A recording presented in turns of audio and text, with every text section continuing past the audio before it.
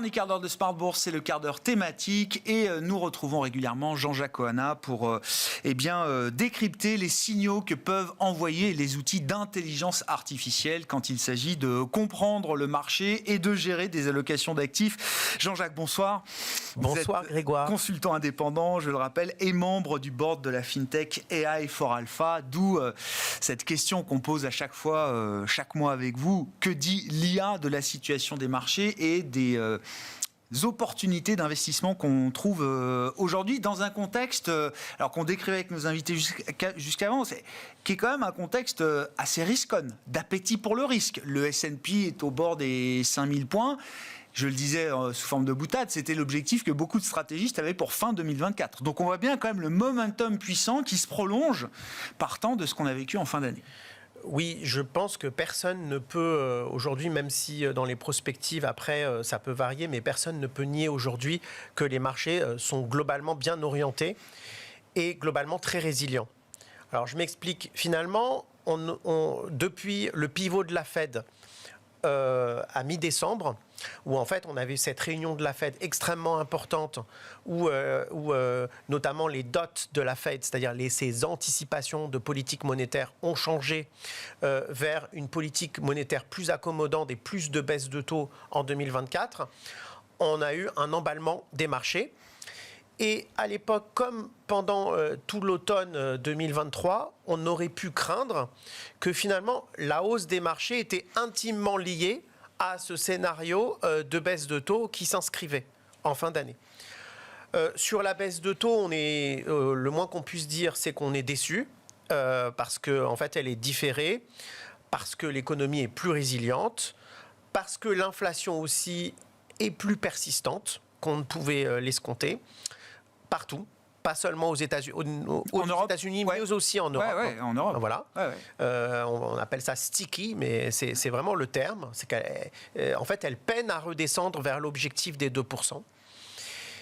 Et donc, par exemple, cela se traduit sur les taux 2 ans américains par une remontée des taux 2 ans de 20 points de base depuis les bas, de 4,20 à 4,40 aujourd'hui, avec quand même une poussée haussière pas énorme, mais quand même significative des taux dans le monde.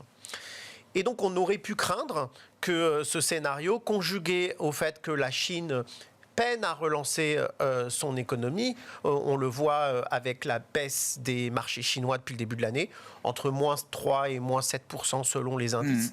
On le voit aussi avec la baisse des matières premières. On a des métaux de base qui sont à leur plus bas depuis un an.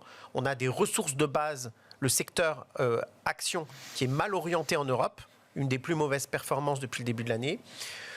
On a des matières premières qui, dans leur ensemble, sont mal orientées, des marchés agricoles qui sont plutôt à la baisse, l'or qui tient des demi, qui ne fait plus rien. Et donc, finalement, un environnement des matières premières qui corrobore le fait que la croissance mondiale est pour le moins pas très dynamique et que la Chine, au niveau économique, a un vrai problème. Et pourtant, ce qu'on voit, c'est qu'on a des marchés qui sont résilients et avec des hausses diverses selon les marchés et assez décorrélées. On a le Japon qui est en tête de gondole avec plus 7% et qui a cassé des niveaux majeurs historiques. Finalement depuis 1990 et donc en fait on ne peut pas nier là encore qu'il y a une dynamique haussière qui est incontestable.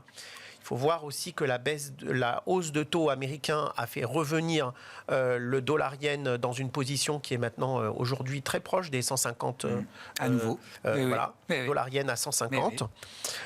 Donc cela va tester la Banque du Japon dans sa résolution à lutter contre la dépréciation du yen ou pas. Et cela contribue aussi à renforcer la position du Nikkei ou du marché japonais comme un leader aujourd'hui. Sur les marchés US, ma foi, on a des marchés qui sont très bien orientés, avec toujours les 7 magnifiques à la manœuvre. Et là encore, il se passe le relais. Il y en a qui connaissent mieux les différents noms que moi, mais en réalité, on voit qu'il se passe le relais entre les GAFAM. C'est une semaine l'un, l'autre semaine le suivant. Ouais, alors Tesla est un peu en dehors en ce moment, mais c'est vrai que Microsoft, Nvidia, c'est encore très fort. Meta, c'est la revanche exceptionnelle, etc. Exactement. Voilà. Et Ça Google tourne. n'est pas en Ça reste. tourne. Ça tourne. Certains nous disent Eli Lilly peut-être sera éligible un jour. C'est gros laboratoire américain avec les traitements anti-obésité, etc. qui cartonnent. C'est le Novo Nordisk américain. Pourrait peut-être aussi à un moment intégrer un groupe de valeurs comme ça, leader et fort. Voilà, donc en fait, il y a des valeurs leaders qui se passent le relais aux États-Unis et cela propulse le Nasdaq à des records et le S&P qui lui emboîte le pas. Et en Europe, finalement, ça tient aussi. Bah oui. Et finalement, on a un début d'année qui a été poussif, mais il y a une revanche de l'Europe depuis un mois, c'est ce qu'on voit. Partout. C'est avec, je dirais, le secteur technologique qui est clairement qui se conforte. ASML, voilà. SAP, aujourd'hui Adyen, alors qui a connu un crash important l'an dernier dans la fintech, mais qui aujourd'hui reprend 20% en tête de l'Eurostock 50. Voilà. Là encore, on a des leaders qui s'imposent. Et puis, ça se diffuse aussi à d'autres secteurs. On voit le secteur des médias qui n'est pas en reste, qui marche bien aussi bien, outre-Atlantique et en Europe. Publicis, c'est l'exemple français, je le cite comme ça. Voilà. Et on le voit aussi dans d'autres secteurs, comme le tourisme, qui est aussi bien orienté. Donc, globalement, ça tient, j'allais dire. Et d'autre part, en toile de fond, ce qui est vraiment très important pour prendre du recul et dans une analyse macro-financière, c'est de voir que c'est le crédit qui cimente, et ça c'est très important, cette robustesse. C'est-à-dire que le crédit depuis un an, et nous ce qu'on voit dans nos tendances et dans nos analyses, eh bien c'est mieux encore que les equities. Tous les compartiments du crédit, y compris les petites valeurs, le triple C, c'est-à-dire le crédit le plus mal noté.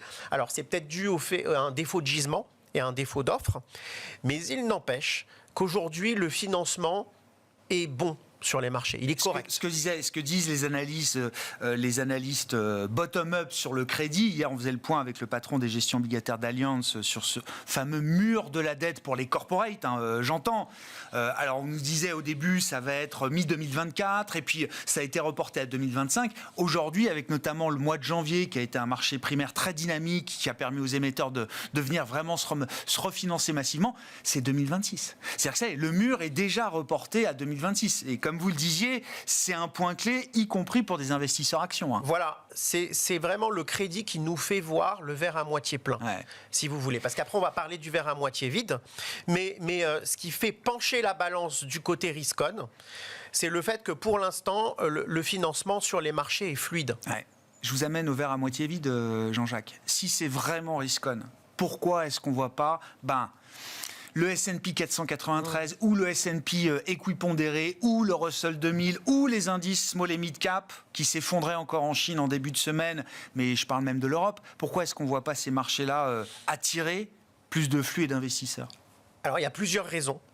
Il y a une première raison, c'est qu'en réalité, la hausse de taux leur a été globalement plus néfaste. En fait, on voit finalement que les 7 magnifiques et les méga caps sont beaucoup plus robustes à la hausse de taux qu'on pouvait le craindre. Et au contraire, finalement, les petites capitalisations, elles sont plus fragiles et plus vulnérables à la hausse de taux. La duration est un facteur clé de sur- ou sous-performance. À chaque fois que les taux montent, on a des vulnérabilités sur les petites capitalisations et vice-versa. Donc, en fait, s'il y a un compartiment qui a vraiment besoin des baisses de taux de la Fed, c'est celui-ci. Je comprends. Bon, ça, c'est la première raison. Et il n'y aura pas de signal, vous dites, tant que la baisse de taux ne sera pas là, réelle, devant nous, pour ces segments de marché. Voilà. D'accord. Il y a un deuxième facteur conjoncturel qui est en fait lié finalement à la croissance mondiale, au fait qu'on voit que la Chine a vraiment des difficultés à relancer, qu'il y a vraiment une fracture qui s'impose entre finalement tout ce qui est value et tout ce qui est croissance. On recommence un peu avec ça. On le voit aussi avec les banques qui sont en retrait, qui ne sont pas catastrophiques, mais en retrait. Et on le voit aussi surtout avec les matières premières qui sont vraiment en difficulté, avec des marchés de matières premières qui sont poussifs. Et évidemment, les secteurs qui sont connectés aux matières premières sur les actions souffrent. Et cela est lié aussi à la difficulté de relance de la Chine. Donc la question maintenant va se poser, j'allais dire après la pause du Nouvel An chinois. Bien sûr. Comment la Chine va relancer et comment cela va être interprété par les marchés et quelle efficacité cela peut avoir. Et ce n'est pas seulement sur les marchés chinois, parce que les marchés chinois, il y a des facteurs microéconomiques qui sont particuliers.